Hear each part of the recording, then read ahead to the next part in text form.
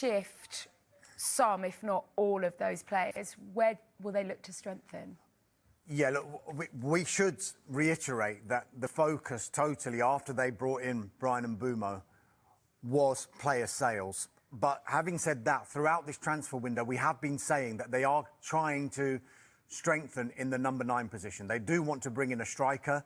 They have explored the conditions of a deal for a number of strikers, including Aston Villa's Ollie Watkins, Victor Gyökeres of Sporting, who of course is on his way to Arsenal, Nicholas Jackson from Chelsea, though his price could be really prohibitive. And interestingly, RB Leipzig's Benjamin Sesko, who's been linked not only with Arsenal, but with Manchester United as well for the last 3 seasons or so. Now, the interesting thing about this is the director of recruitment at Manchester United is a gentleman called Christopher Vivell. He knows Sesko really, really well because he actually signed Sesko as a 16-year-old when he was at Red Bull Salzburg. So if you look at United's movements in this transfer window so far, the players that they brought in the forward areas, Matheus Cunha and Bryan Mbeumo. Ruben Amorim wants them to play in the 2 number 10 roles. But significantly, they are both players who have had significant Premier League experience compared to some of the other signings that they made in the forward areas in recent seasons, the likes of Joshua Zirkzee, Rasmus Højlund and Anthony. You just get the impression that maybe Manchester United feel that they need to have learned lessons from what's happened in the past and bring in players who are ready to go in this transfer window. Exactly. But look, the potential recruitment of a striker, of a number 9, that is likely to happen later in the window, if at all. I'm not saying that is definitely going to happen, but United definitely in the market to bring one in. Right, talking of strikers, next. But first, Manchester United forward Marcus Rashford has confessed Manchester United. It's a long loan move to Barcelona. The deal includes an option to buy him next summer, which we understand to be around £26 million. And Gary is behind us and has been listening in to the new Barcelona player. Gary, what did he have to say? I mean, it was quite an introduction from that telephone box, wasn't it? Yeah, just to clarify, this is not the last Gary, who was the last Englishman to play for Barcelona. Gary Lineker, of course. This is Gary Cottrell, who's never played for Barcelona or Manchester United or Aston Villa and was never likely to. But yeah, what a tour de force that was from Marcus Rashford. Just behind me, it lasted a good 30 minutes. He looked smart. He was very, very happy, smiling all over his face, handled the questions really well and just spoke about how much he's enjoyed being in Barcelona for the last 48 hours or so. He arrived on Sunday night. He says it's a great dressing room, great players who he's already getting along with, a great management team. The club, he says, one of the top clubs in the world, a club that he is honoured to play for. He wants to win things for the fans. He wants to win things for himself, of course. And as I say, lots and lots of questions just about how happy he is after a summer of speculation, after hearing that he only wanted to leave Manchester United for one place, and that was Barcelona. Just how happy he was to be at this iconic club. I want to win the biggest trophies, and I feel like Barcelona, the club, is obviously a huge club in the football world. So it's the perfect place to go and win the biggest trophies. And you see with the team last season, they have a very young team, ambitious team, and I want to come here and add my qualities, my personality, and try to improve the team and help them win.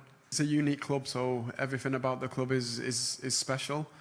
And yeah, of course, to wear this shirt is an honour, and I am ready to do my best for the club. And like I said, it for me is about winning.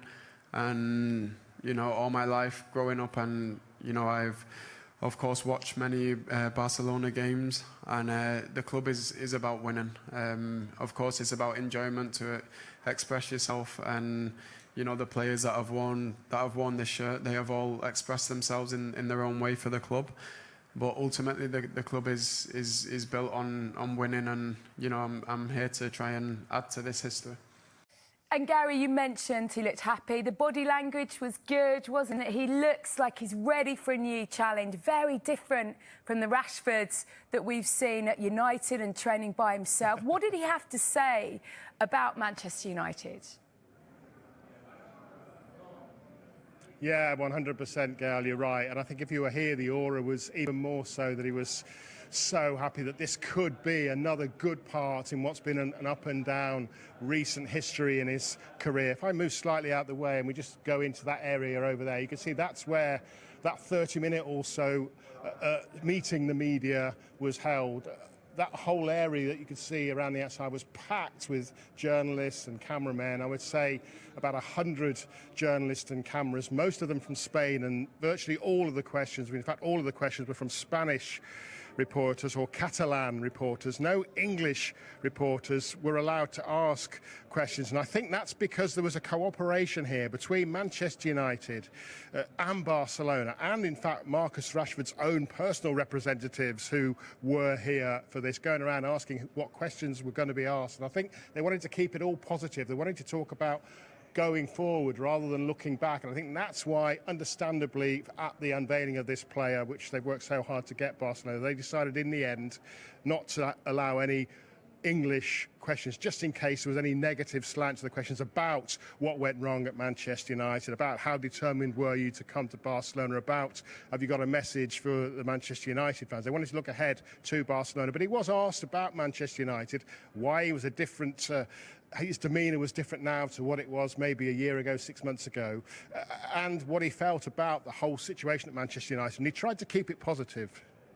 I don't have anything bad to say about Manchester United. I think it's been an important part of not only my career but just my life. So I'm grateful for the opportunity to play for them. But football is the same as life, and not everything goes as simple as you may have thought. And yeah, this is my next step, my next chapter.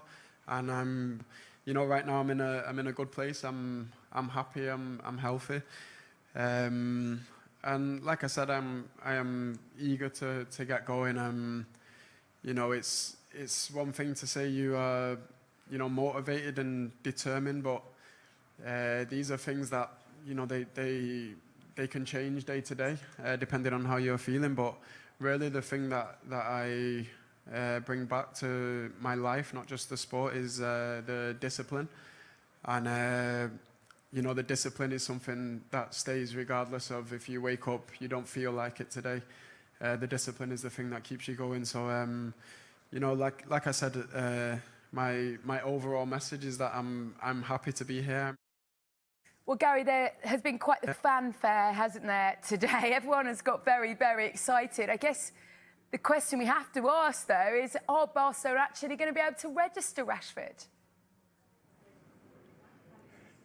Excited is the word, Gail. It was so packed over there and it's so warm and humid here, as you know, that's why I've turned red. So apologies for that. It is very, very exciting, very, very warm. Yeah, he talked about being happy and healthy, didn't he, Marcus Rashford, in that last burst that we heard from him. But Barcelona's finances, once again, are neither happy or healthy because they're having the same old story with Barcelona and whether or not they can actually afford the wages that he's going to be on. Big wages, obviously they're not the wages he's reduced by, we understand, around 15% or so the wages he's on at Manchester United, but they're still going to pay all those wages, so it's a hefty bill.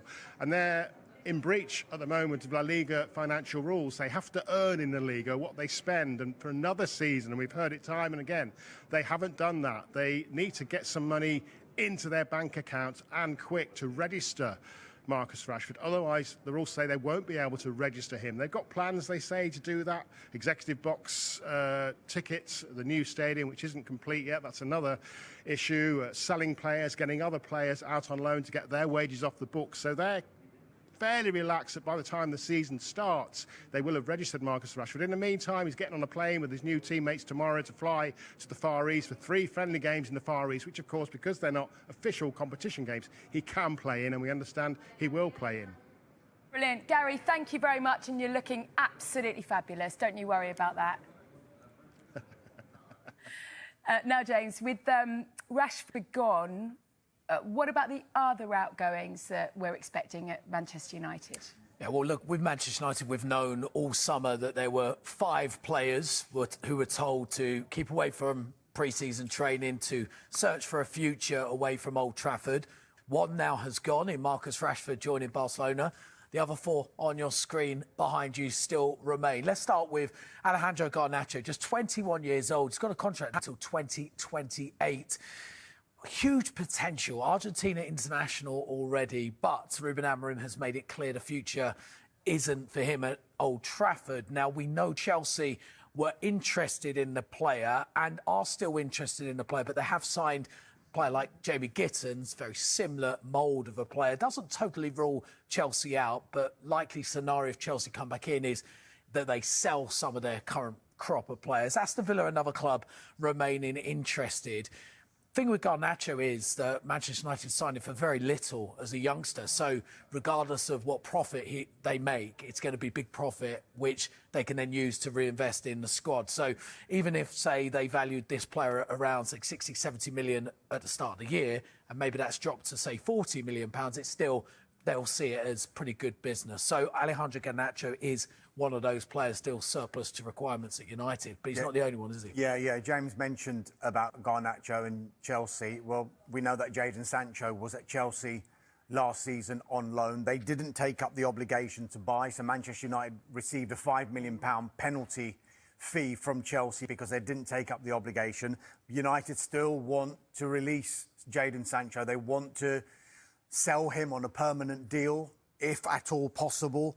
Dialogue is open between Juventus and Manchester United over the potential signing of Jadon Sancho, as it is between Jadon Sancho's representatives and Juventus. Now, Juventus are working on sales before they can do a deal for Sancho, because their big priority in this window was to sign Francisco Conceição from Porto. They've effectively done that now, but to bring in someone like Sancho, one or both of Timothy Weah and Nicolas Gonzalez would have to be sold for them to be able to go into the market again to bring in someone like Jadon Sancho. If it doesn't happen, because there's still a big doubt whether he will end up at Juventus, there are a number of other clubs in Europe who are interested in Jadon Sancho.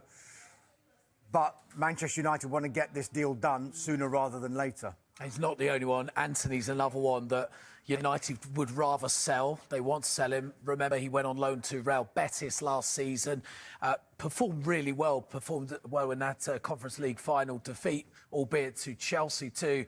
Actually had a promising spell, showed signs of what sort of player he was. But this is a tricky one for Manchester United. It's a player they paid £82 million for. He's still got 2 years left of his contract.